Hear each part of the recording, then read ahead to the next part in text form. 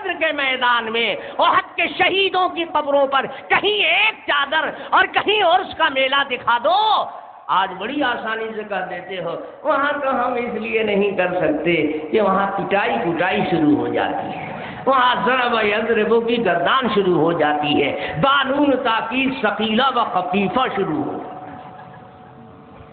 ارے آج نزیوں کا اقتدار ہے، فاروق اعظم کی خلافت میں بھی نقدی مسلمان بستے تھے، وہاں بھی بہاوڑوں ہی کا اقتدار تھا، وہ بھی نبی کے گستاخوں کا دور تھا۔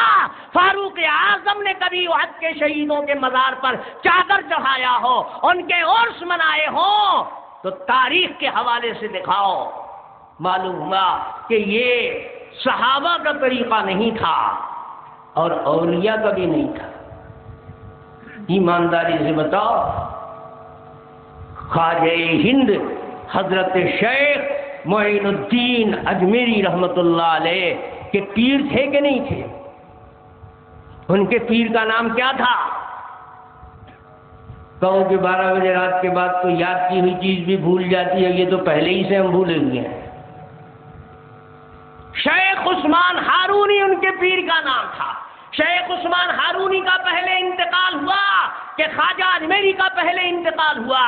شیخ عثمان ہارونی خواجہ اجمیری کی زندگی میں انتقال کر گئے تھے۔ خواجہ اگر عرس و چادر والے ہوتے تو اپنے پیر حضرت شیخ عثمان ہارونی کے مزار پر عرس کرتے، چادر چڑھاتے اور میلہ لگاتے، لیکن کوئی مائی کا لال کسی مستند تاریخ کے حوالے سے دکھا نہیں سکتا ہے کہ خواجہ اجمیر نے کسی ولی کے مزار پر چادر چڑھایا ہو اور عرس کیا ہو، اور کوئی نہیں دکھا سکتا کہ غوث العظم نے، خواجہ بغداد نے اپنے پیر کا عرس منایا ہو۔ تو غوث کا دامن ان کے ہاتھ میں ہے جو بے عرس والے ہیں، جو بے چادر والے ہیں، اور چادر گاگر والا کہتا نہیں چھوڑیں گے، ارے پکڑا ہم، تم کون چھوڑنے نہ چھوڑنے والے؟ ایک سے نوجوان کو دیکھا بڑی دھمکی دے رہا، نہیں دیں گے طلاق دیں گے نہیں، کسی حال میں نہیں دیں گے، دے ہی نہیں سکتے۔ ارے بھائی تیری شادی ہو گئی ہے؟ کہا نہیں شادی تو نہیں ہوئی ہے۔ تو پھر کس کو کرا؟ اس کی بیوی کو۔ ارے اس کی بیوی کو تم کون طلاق دینے والے؟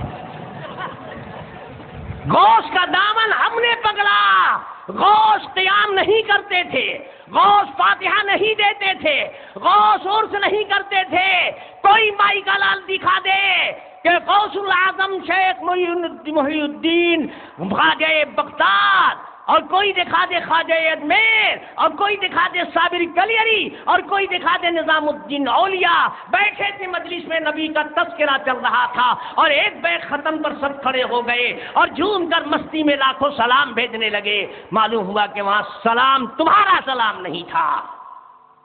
کوئی دکھا دے کہ خواجہ اجمیر کے بارگاہ میں 11 تاریخ کو فاتح ہوا ہو، 12 تاریخ کو شیرنی بنائی گئی ہو، دیگ چڑھایا گیا ہو، خواجہ اجمیر نے اس کے اوپر فاتحہ پڑھی ہو۔ پتہ یہ چلا کہ یہ فاتحہ جس کو جعلی، جس کو انگریزی ملا ڈپلیکیٹ شیروانی پگڑی جبہ اور دستار والا جھوٹی روایت پیش کر کے کہتا ہے کہ نبی نے دیکھو کھجوروں کے اوپر فاتحہ پڑھی، اگر واقعی یہ فاتحے کی حدیث ہے تو مولانا احمد رضا خان صاحب لکھتے ہیں اپنی کتاب الحجت الفائحہ میں صفحہ 16 پر لکھتے ہیں فاتحے کے وقت شیرینی کا سامنے رکھنا بیکار اور عبث کام ہے۔ بتاؤ نبی نے عبث کام کیا؟ خان صاحب بول رہے ہیں کہ یہ عبث ہے۔ معلوم ہوا کہ خان صاحب بھی جانتے ہیں کہ یہ سب حدیث فاتحے کے ثبوت کے لائق نہیں ہے، جعلی اور زکیل باتیں ہیں۔